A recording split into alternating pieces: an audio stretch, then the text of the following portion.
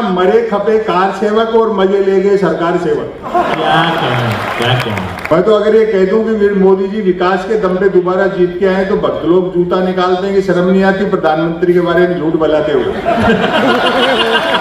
मैंने कहा ऊपर के दबाव में फिर भी जबरदस्ती बजाओगे तो हम भी बीजेपी ज्वाइन कर लेंगे। जिस मीडिया को जनता के लिए मोमबत्ती होना था वो सत्ता के लिए अगरबत्ती हो गई। तो प्रधानमंत्री का तो ये हाल है कि देश में बात पर भी नहीं हंसते और विदेश में बिना बात हंसते। मैंने कहा शाम हो गई प्रधानमंत्री नहीं आए, बोले वो तो सुबह से खड़े एम्बुलेंस नहीं आ रही। कुछ लोग इस मूड में आए कि चलो शायद हो सकता है आज 15 लाख खाते में आए। तो शादीशुदा हो तो पत्नी को साथ रखा करो वरना मन की बात भी रेडियो से करते फिरोगे। असल में तो मन की बात की ही इसलिए जाती है ताकि काम की बात नहीं करनी पड़े। क्या कहें। अभी पेपर लीक के मसले चल रहे हैं। आवेदन एक ने किया, परीक्षा में दूसरा बैठा, इंटरव्यू तीसरे ने फेस किया, नौकरी मिली चौथे को और करता रहा पांचवा, वेतन छठे ने उठाया और पेंशन हुई सातवें की, जबकि सातवें की डेथ तभी हो गई थी जब पहले ने अप्लाई किया। अभी हमारे प्रधानमंत्री को एक चस्का और है करुणा निधान बनने का। हाँ, कि ऐसे दयालु बने कि लोग कहें क्या मास्टर स्ट्रोक है, क्या दया भावना है।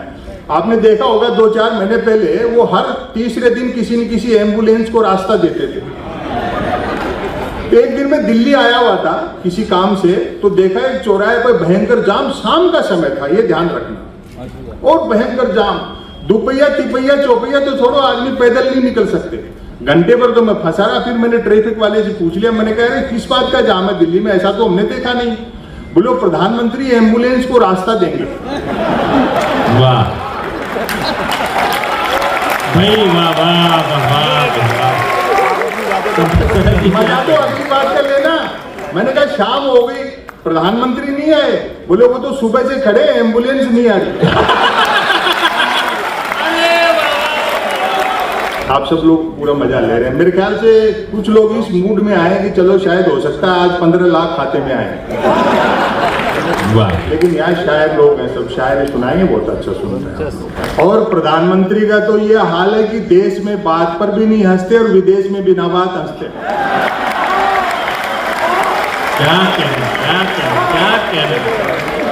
तो समाज में हंसना बढ़ाओ। ये लड़ाई पॉलिटिकल से ज्यादा कल्चरल है। पार्लियामेंट में शायर बैठता और देश में मुशायरे कम हो रहे। हर विधायक की और सांसद की जिम्मेदारी बनती है कि वो अपने निर्वाचन क्षेत्रों में इस तरह के सांस्कृतिक कार्यक्रम करें। क्या कहें, जिंदाबाद। बहुत बहुत बहुत तलब। आज एक चीज का मुझे अच्छा लग रहा है कि इतनी जनसमूह है लेकिन महिलाओं की उपस्थिति कम है। अगली बार से ध्यान रखना, बड़ा सभागार और जितने पुरुष हैं उतनी भी महिलाएं। और देखो शादीशुदा हो तो पत्नी को साथ रखा करो वरना मन की बात भी रेडियो से करते फिरोगे।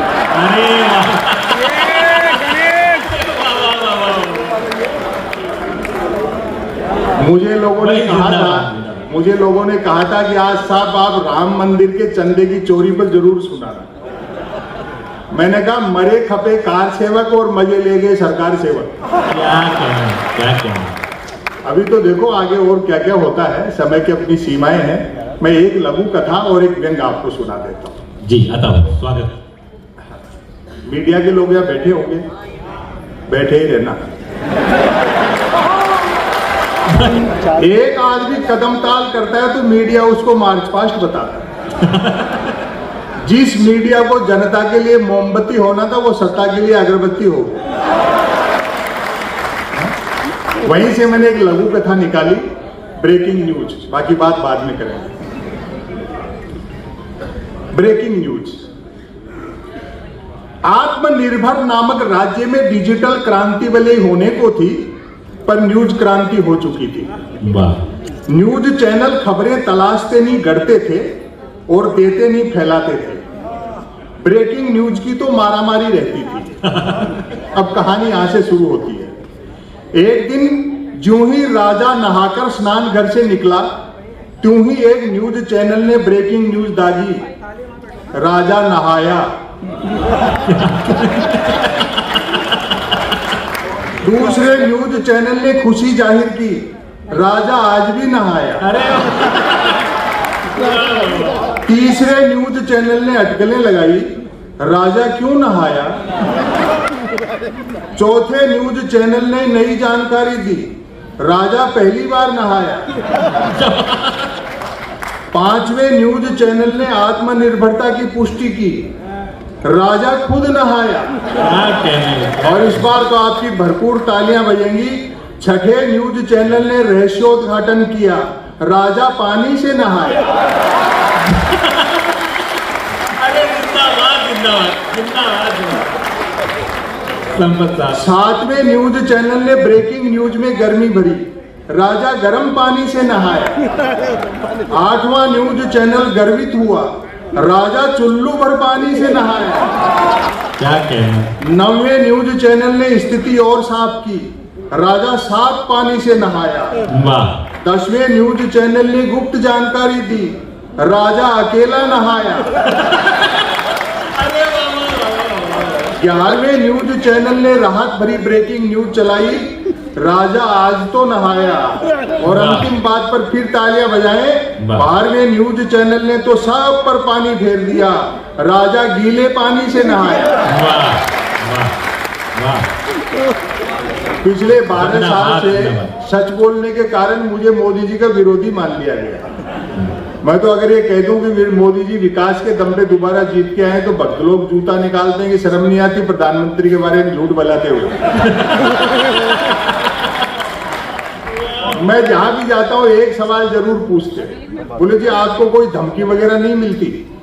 मैंने कहा आमना सामना नहीं होता, सोशल मीडिया मैं इस्तेमाल नहीं करता और किताबें वो नहीं पढ़ते।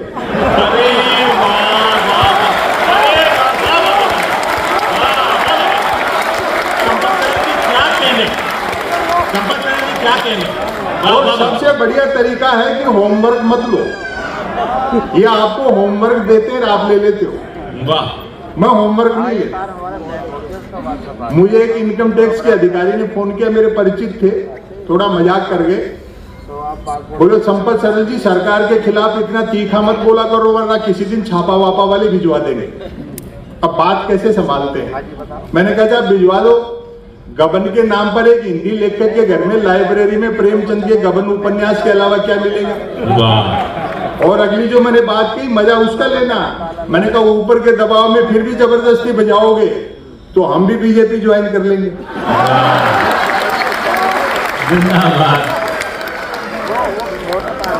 सुबह जिसको चोर कहते हैं शाम को उसको माला पहना के पार्टी में ले लेते हैं। जो खराब आदमी था वो उज्जवल हो उठता है। शायद यही प्रधानमंत्री की उज्ज्वला योजना है।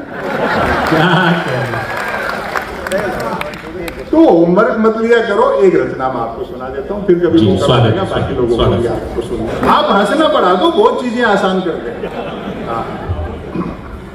अब रचना सुनाता हूँ मैं आपको। जी स्वागत है। इसके शीर्षक पे आप आशीर्वाद दे देंगे, मन की बात।